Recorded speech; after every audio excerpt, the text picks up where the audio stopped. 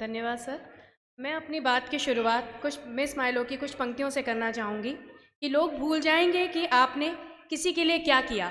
लोग यह भी भूल जाएंगे कि किसी के लिए आपने क्या कहा, लेकिन लोग सदैव यह बात याद रखते हैं कि आपने उन्हें कैसा महसूस करवाया।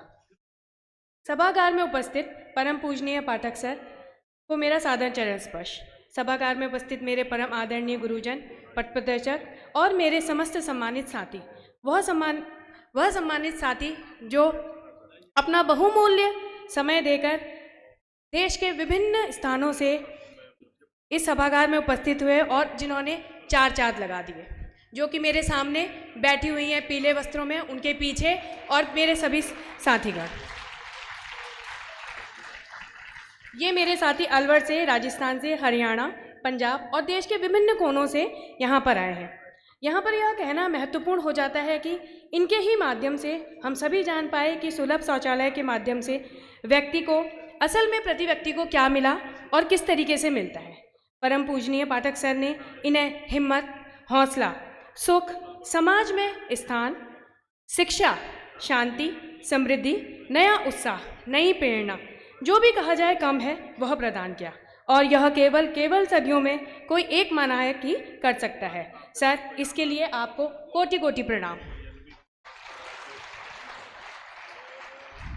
आज के विषय को पुनः विस्तार से न समझाते हुए, मैं क्योंकि पहाड़ की बेटी हूँ, तो मैं आज अपने पहाड़ की महिलाओं की समस्या और पहाड़ में पानी, इन विषयों पर चर्चा करूँगी।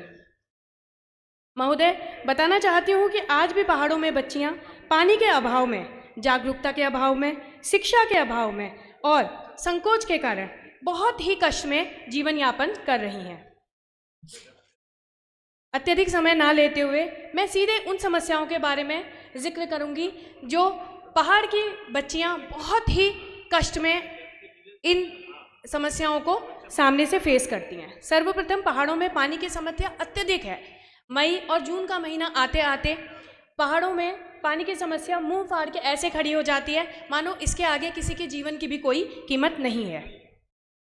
तो सर्वप्रथम इतनी इस भयावह समस्या को देखते हुए पानी के संरक्षण की समस्या अपने आप में बहुत बड़ी समस्या है। पानी की व्यवस्था हेतु दूर क्षेत्रों में बच्चियों को जाना पड़ता है लेने के लिए।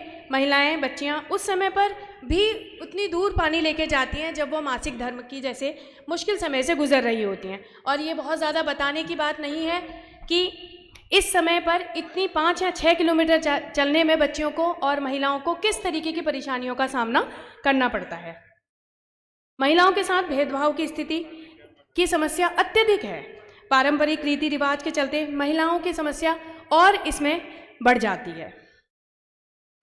पानी की कमी महिलाओं को साफ सफाई को लेकर नीरसता पैदा करती है। अतः मैं आप सभी से ये बात बोलना चाहूँगी कि समस्याएं तो हम सारे ही बहुत देर से डिस्कस कर रहे हैं, बहुत विचार विमर्श इस पर हो रहा है, बट मुझे जितना अभी मेरा इस क्षेत्र में जन्म नया ही हुआ है कह सकते हैं, और जिस तरीके का जागरूकता, जिस तरीके का कार्य सर ने किया है और जिसका रिफ्लेक्शन कह सकती हूँ कि सामने वाली भीड़ में देखा जा सकता है, मैं इसके हिसाब से जो भी मेरा ऑब्जर्वेशन है मैं ये कहती हूँ कि मुझे पूर्ण रूप से यह लगता है कि यह हर तरीके की जागरूकता की कमी है। इस प्रकार की समस्या जिसकी वजह से यह इस तरीके की समस्याएं दिन प्रतिदिन बढ़ती जा रही हैं। संज्ञान में लाना चाहती हूँ कि जागरूकता सर्वप्रथम मुझे ऐसा लगता है कि जागरूकता महिलाओं के बीच, महिलाओं के परिवार में, महिलाओं के आसपास में, समाज में बहुत ज़रूरी। क्योंकि महिलाओं को सदैव समाज की, परिवार की रीढ़ की हड्डी माना जाता है। अगर एक महिला जागरूक होगी तो अपने घर में होने वाली केवल अपनी पुत्री को ही नहीं बताएगी सैनिटाइजेशन के बारे में, वो अपने घर में रहने वाले पुत्रों को भी बताएगी, और यही पुत्र आगे चलकर समाज के में एक सशक्त पुरुष का रोल निभाएंगे और महिलाएं एक सशक्त महिला का रोल निभाएंगी। दूसरा जो सबसे बड़ा कारण है, मुझे ऐसा लगता है कि बच्चों के स्कूलों में जागरूकता अभियान और जागरूकता प्रोग्राम चलाने की ज़रूरत है। उसके पीछे का कारण यह है कि एक छोटी सी बात मैं आपसे डिस्कस करना चाहती हूँ। मेरी खुद की बेटी के स्कूल की बात है। मेरी बेटी क्योंकि 12वें साल में इस समय चल रही है, तो उसकी कक्षा में बहुत सारे बच्चों को पीरियड्स जैसी जो भी प्रोसीजर होता है वो स्टार्ट होने लगा। एक दिन उसने मेरे से आके बोला कि मम्मा, मेरी एक फ्रेंड है, उसने मेरे को बोला है कि जो लड़कियों की समस्या है वो मुझे भी हो रही है। तो मैंने बोला कौन सी होती है ये लड़कियों की समस्या, और ये आपके संज्ञान में लाना चाहती हूँ कि मेरी बेटी नैनीताल के सबसे प्रतिष्ठित और सबसे बड़े स्कूलों में से एक स्कूल में पढ़ती है, जिसमें हम तो खैर लोग बहुत सामान्य लोग हैं, लेकिन जिसमें करोड़पति अरबपतियों के बच्चे ही पढ़ते हैं जो कि हॉस्टल में रहते हैं। उसके बारे में मैं आपको बता रही हूँ। तो उसने कहा हाँ, ऑल सेंस कॉलेज है Nainital, all sense college school Nainital. और उसने मेरे को बोला कि मम्मा, जो लड़कियों की मेरी फ्रेंड बोल रही थी कि जो लड़कियों की समस्या होती है मुझे होने लगी, तुम्हें भी होने लगी क्या? तो ये लड़कियों की समस्या क्या होती है? तो मैंने उसका थोड़ा सा अनमना सा जवाब दे दिया, क्योंकि मुझे समझ ही में नहीं आया कि वो समस्या कहाँ से है। तो फिर उसने अपने फादर से पूछा। मेरे हस्बैंड जो कि यहीं बैठे हुए हैं, डॉक्टर दीपक पालीवाल, तो मेरे हस्बैंड की अप्रोच ऑब्वियस सी बात है, क्योंकि मेरे सीनियर भी हैं, मेरे से उम्र में 1-2 साल बड़े भी हैं। तो उन्होंने बोला कि ये कौन सी समस्या होती है? तो उन्होंने बोला कि कोई पीरियड्स की समस्या। तो उन्होंने कहा बेटा ये समस्या नहीं होती। तो उस समय मुझे ये लगा कि ये बताइए, जब इतने बड़े स्कूलों में जब बच्चियाँ मतलब एक प्रोसीजर को समस्या कह रही हैं, इसका मतलब है कि घरों से जागरूकता कम है, स्कूलों में जागरूकता कम है, और कुल मिला के समाज में जागरूकता कम है।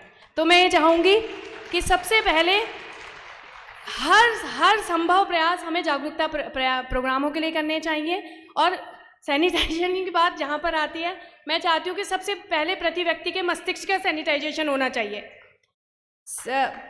हमारी शिक्षा और व्यवहारिक शिक्षा में जमीन आसमान का अंतर है। सर ने हमारी व्यवस्था इतनी अच्छी जगह पे कर रखी है, शायद किसी के लिए ये सपने जैसा होगा, जो इन 3-4 दिनों से जिस सुविधा के साथ हम रह रहे हैं, जिस तरीके का आनंद हम महसूस कर रहे हैं, उसमें भी मुझे बड़ा आश्चर्य होता है। सभी बहुत पढ़े लिखे हैं, कोई भी मास ऐसा नहीं है जो कम पढ़ा लिखा है, लेकिन वहाँ पर भी अगर हम टॉयलेट यूज़ करने जा रहे हैं तो आप विश्वास नहीं मानेंगे, मुझे कहने में अत्यधिक दुख हो रहा है कि लोग वॉशरूम जाने के बाद फ्लैश करने की ज़रूरत नहीं महसूस कर रहे। और इससे निर्कृष्ट बात क्या ही होगी, मुझे ऐसा लगता है, क्योंकि हम पढ़े लिखे हैं। तो इसीलिए मैं कह रही हूँ कि व्यवहारिक शिक्षा पर हमें ध्यान देने की ज़रूरत है। बाकी अंत में सर, यहाँ बैठे सभी लोगों से विनम्र निवेदन करती हूँ कि ये जागरूकता अभियान जो किसी के भी द्वारा संचालित नहीं किया जाएगा, लेकिन आज से ही हम इस बात के लिए शपथ खानी चाहिए कि हम आज से और अभी से इस जागरूकता अभियान को अपने अपने घरों में चलाएंगे। घरों में ये जागरूकता आएगी तो समाज अपने आप बदल जाएगा। बहुत सारा धन्यवाद।